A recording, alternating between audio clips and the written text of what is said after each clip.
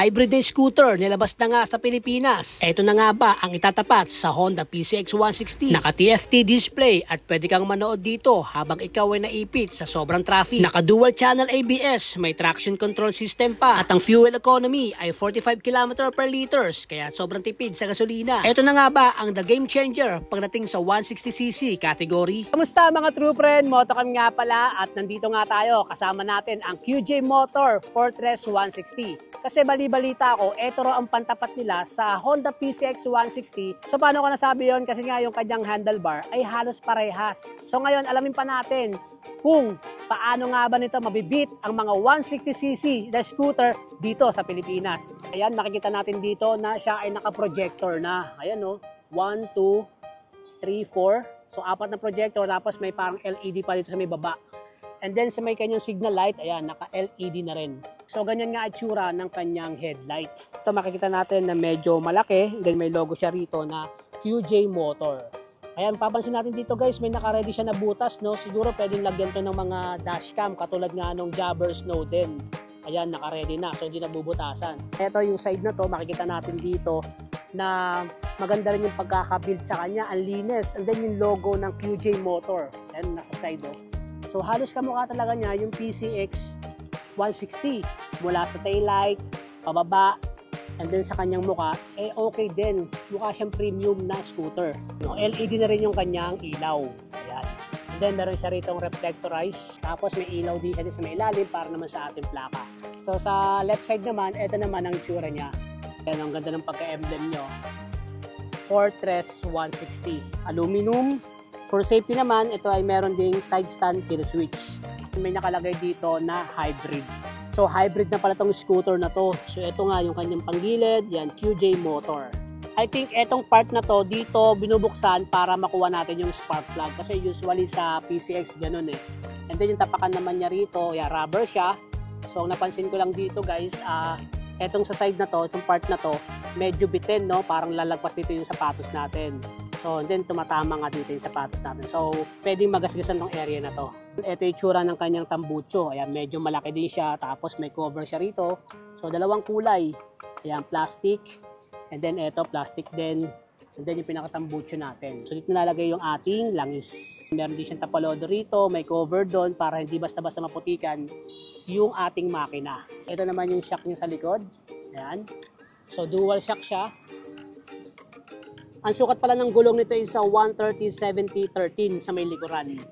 Tubeless, naka-ABS sa likod, at naka-disc brake. 110/80/14. So magkaiba yung sukat nila, no? Sa harapan, 14, sa likod naman, 13. Ito yung tsura ng kanyang mags. And then suspension niya, ayan.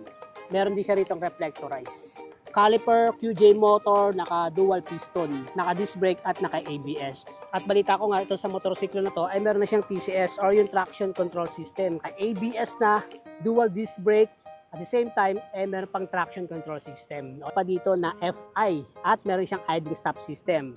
So ito nga pala yung kanyang gas tank, nasa harapan na rin. And then yung tsura ng kanyang upuan, ayan, yung lapad oh. Usog natin itong helmet natin. Ayan, makikita natin dito guys. Medyo may pagka-camelback siya. So ngayon naman, pag-usapan naman natin yung kanyang handlebar at saka iba pa niyang specs. Ito, check natin. Pakita natin dito. Ito, meron siya ritong dalawang pocket. Ito, sa may left side, pag binuksan natin, push mo lang. And then, yun, may lagayan dito.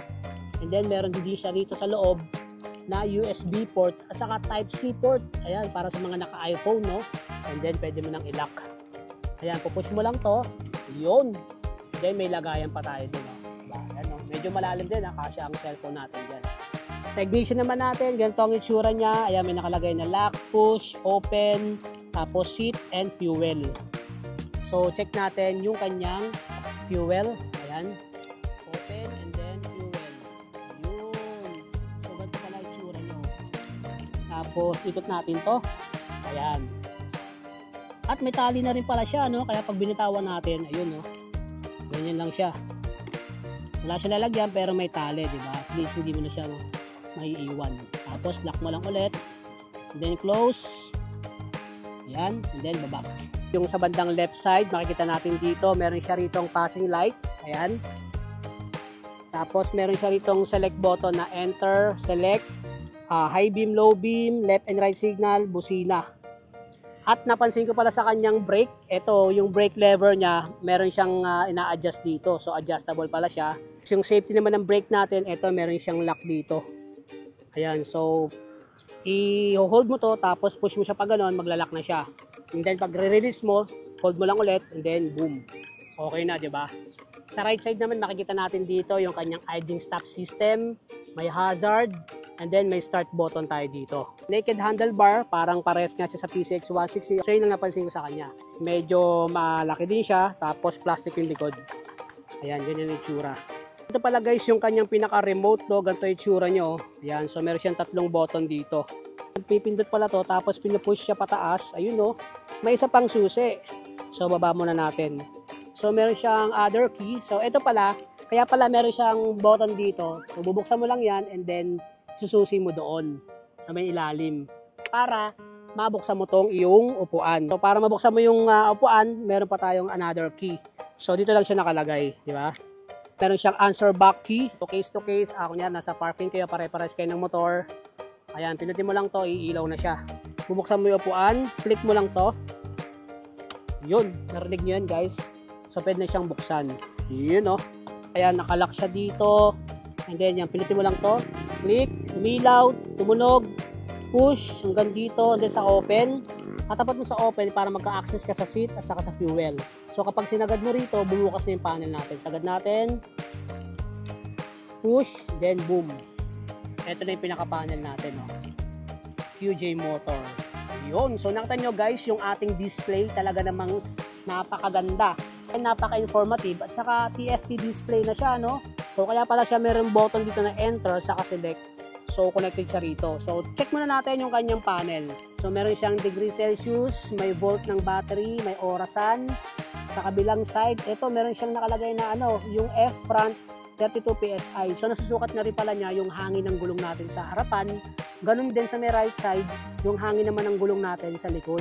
Fuel engine indicator, yan, trip 1, trip 2, degree Celsius.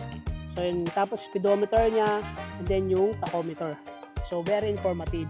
At ang maganda pa rito guys, hindi lang basta-basta ganoon dahil meron tong mirroring. Kumbaga, pwede mong i-connect yung cellphone mo dito mismo sa panel board natin. So pwede tayong manood ng YouTube dito. So try natin yan. Ito nga guys, meron tayo ritong apps ng Carbit Ride. So i-connect natin tong ating cellphone dito sa ating panel. So open natin yung Carbit Ride. And then Wi-Fi, Bluetooth. While using this app, allow.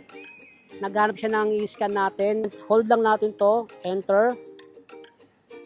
And then ito lalabas. Ayan, so meron na siyang QR code. So i-scan lang natin yung QR code na yan. Okay. So ayan guys, so ayaw niya tanggapin kasi naka-iOS pala. So ngayon naka-Android na siya. Ayan, so scan natin. Ayun, okay na. And then connect natin siya. Ayan, connecting. Yun. So, I think, yes. Ayan, connecting na siya. Navigation. Ayun, guys, no? Ayan, nag-navigate na siya. Ayan, lumabas yung navigation natin, no? Saktong-sakto yung pinapakita sa ating dashboard. So, connected na yung ating cellphone. So, ito na nga, guys, naka-mirroring na tayo, no? So, ayan, makikita natin gumagalaw yung sa ating dashboard at yung ating sa cellphone. So, check natin sa ating YouTube. Pag manonood kayo ng YouTube, guys, search nyo lang Motochem. Makikita nyo yung mga videos dyan ni Motochem. Yan. Full screen natin siya. Full screen. Pwede ka manood ng YouTube. Oh. Hey! Grabe yun. Then, kapag ibabalik na natin siya sa normal mode, i-hold mo lang yung enter. And then, babalik siya sa ating digital panel. So ngayon, check naman natin yung loob ng kanyang compartment. So pag binuksan natin siya, ito yung itsura ng ating compartment. So halos ko lang ng 2 dangkal, no? And itong part na to, I think andito yata yung pinaka-battery niya, nasa taas. And then ang kasya yata rito is half-face helmet ang kasya to. Ang full face, hindi kasya. So ay makikita natin dito guys, hindi talaga siya kasya. Ayan, no? Ang laki pa ng space, di ba? Pag ganito naman, ayan, o. Diba? So, ang laki pa rin ng space niya. Okay mga true friend, check naman natin yung kanyang mga ilaw. Ayan, makikita natin dito yung kanyang 4 na projector. Tapos yung may LED pa siya dito sa may part na to, bandang ilalim, no? Yan ang itsura ng kanyang signal light. Ayan, no? Ayan, LED. Ganun din yung ating signal light. Bigyan ko pa kayo ng specs itong QJ Motor Fortress 160. Pagdating sa kanyang engine, ito nga ay single overhead cam, 4 valves, liquid-cooled hybrid. Ang kanyang displacement ay 160cc. Ito nga ay merong bore stroke 58.5mm by 57.9mm. Sa kanyang performance, ang max power nito ay 12 kW at 8,500 RPM. Ang max torque naman nito ay 15 Nm at 6,000 RPM. Ang kanyang fuel capacity ay 8 liters at ang kanyang fuel economy ay 45 kilometers per liters, kaya sobrang tipid. Pagdating naman sa kanyang dimensions, meron tong 1,945mm by 765mm by 1,230mm. Ang kanyang wheelbase naman ay merong 1,335mm. Ang kanyang carb weight ay merong 138 kg. Pagdating naman sa kanyang seat height, meron tong 755mm at ang kanyang ground clearance ay 140mm. At ang available color nito ay silver, gray, black, and white. So yun na nga mga true friend, yung ating update dito sa QJ Motor Fortress 160. Kaya abangan nyo pa yung mga susunod nating upload parating sa mga motorsiklo. So paano mga true friend, ride safe and God bless!